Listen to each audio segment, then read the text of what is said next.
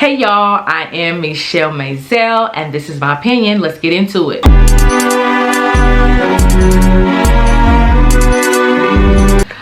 So I was reading this article entitled Black Women in College Are Facing a Small Dating Pool Than Their Peers. And basically this article is talking about the educated black woman who is in college going to start her career or whatever and having a difficult time finding black men who are also on the same academic level as she is, as far as in college, getting post-secondary degrees.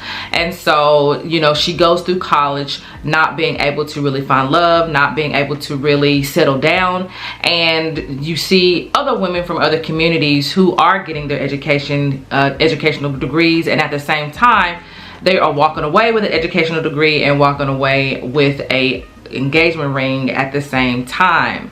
And so this topic definitely has been circulating in the black community for a very long time, as far as educated black women having a hard time finding a good man. They say that there are no good men out there, and so there are a lot of educated black women who are just deciding, you know what, I'm just going to stay single. And then there are some who have taken to social media to definitely voice their complaints as far as being these educated black women and still being single and not knowing why they still don't have a man waiting on them at home. So anyway, I came across this video on TikTok, and a woman, a black woman is talking about her being smart and educated, and she's talking about, hey, I don't have a man. And it definitely did kind of fit into the article as far as just some of the complaints that a lot of educated black women continue to have when it comes to trying to, have a relationship with a black man, and why it seems to not work out. So let's go get on into this video, and so that you can hear exactly what she has to say and my opinion on it. The options are very few and far between of compatible prospective mates, intellectually compatible, and I would have even family members tell me, like, you just too smart for your own good, or no man wants a woman that talks that much, or whatever, you know what I'm saying? Now, when you're talking to a lot of educated black women, they will tell you that they want a man who's also educated. So if they have a post-secondary degree, they want that man to also have a post-secondary degree. Now, what's wrong with that is that African American women are the highest group who are graduating from college. And there's only 36% of black men who are getting a post-secondary degree. So since that's the case, you might not come across a black man who has a degree in something, but that does not mean that you are not intellectually compatible with that black man. That just means that he decided he didn't want to go to college. Maybe he decided he wanted to do something else. I remember dating this dean, very influential, very well-known man. And I remember him picking me up in his nice car. I think it was a Mercedes. It was super nice. And I mean, I was just taken aback by his status and felt like, oh wow, I found someone that's above me, smarter than me, and got his stuff together. And I'm impressed. And she ended up going out on a date with a dean. And of course, a dean has to have a post-secondary education degree, of course, if he is a dean of a school. So, that's already a factor there. A lot of times with educated black women, there are factors that they look for when they are looking for a man. They want him to be educated. They want him to be they want him to have some kind of financial status. They want him to have some type of an achievement. They want him to look good. All right. And so those are the kind of the factors that they are looking for when they are out here looking for this man. So he's already met two of those high factors. And what I find interesting in that is that a lot of educated black women assume that just because a black man is educated, because he is financially stable, or he has this financial status, that's it's automatically just going to be a clicking situation. And that's not the case. And it's not the case because a lot of times when educated black women, when they are talking to these black men, a lot of times they want to make it known that yes, I did graduate from this Ivy League school, I'm making all of this money, I'm so smart, I can do this, I can do that, I can do this. And so, hey, you should be grateful to be in my presence because, you know, I have all this going on. And it's funny that when, you know, educated black women, when they say these types of things when they're on a date, they think a man is supposed to be impressed. When as women, if we hear a man talk about himself and talk about everything that he does, if he sits there and talks about all of his accolades, if he sits there and talks about how much money he makes, we're going to think of that man as being egotistical. We don't want to be with a man who sits there and talks about himself the entire time. That's not what we care about. Now, I have a master's degree in secondary English education. So I am an educated woman. But none of that education comes into play in my marriage. I don't come home and my husband sits there and says anything about a secondary English education. That has nothing to do with my relationship. That has nothing to do with my marriage. So since that's the case, all that is outside of the home. That's what I need to know in order for me to go to work.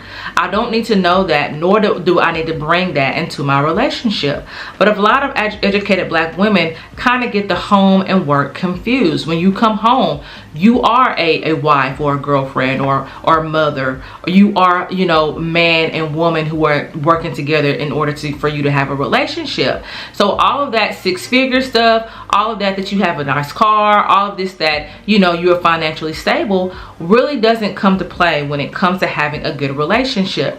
None of that really matters. What matters is what can you bring to that man mentally, what can you bring to him spiritually, and what can you bring to him emotionally. Those are the things that he wants to hear in those types of conversations. That in order for me to fit, I have to shift myself to make myself fit. So, you know, I think it's important for people to know that when you get into a relationship with somebody, you might have to shift. You might have to compromise. You might have to change your mentality a little bit in order for that relationship to work. Shifting and changing doesn't mean that you're just going to disappear. It doesn't mean that you're no longer going to be you. But there might be something that's a part of you that's keeping you from having a successful relationship. And if that's the case, that's the part of you that you really have to look in the mirror and say to yourself, I need to change this. A lot of times with black women, you know, they want to talk about, they want to be independent, they want to do things on their own, they don't need a man. And so when you start saying those types of things, that really turns men off, because they're saying to themselves, if you don't need me, then why do you want a man then? If you don't need a man, why do you want me here? And so that really does not sit well with him, because most black men want to feel needed. They want to know that they bring something to your life, that they're able to do something for you, and you have to allow them to do that for you. So if you have that type of mentality, that independent mentality where you don't have room for him, you're going to have to shift that mentality then in order for you to make room for him, in order for you to make room for his love, in order for you to make room for his support, in order for you to make room for his protection, and in order for you to make room for his leadership. You're going to have to shift that mentality. You're going to have to shift that mindset.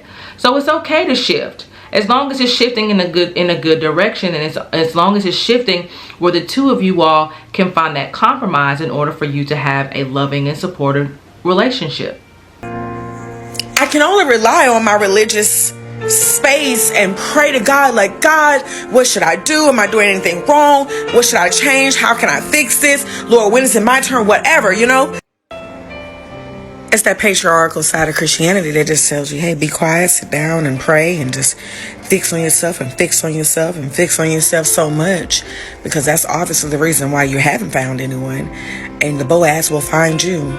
So this whole thing about God being a patriarchy and things like that, when it comes to going to God in prayer, that goes to men and women. If God goes to a man and says that you need to go over there and wait, you're not ready for a woman yet, then he has to go over there and wait.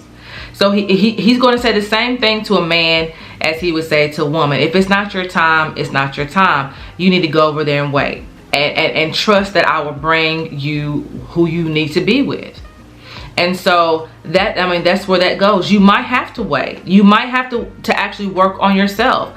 A lot of times when God says that, he says, hey, you need to go over there and wait, it also could be, you know, you need to go over there and work on self. You need to go on and look at yourself in the mirror and try to really see some things in you that really need to change so that you can be ready for that person that I have for you. You're not ready yet.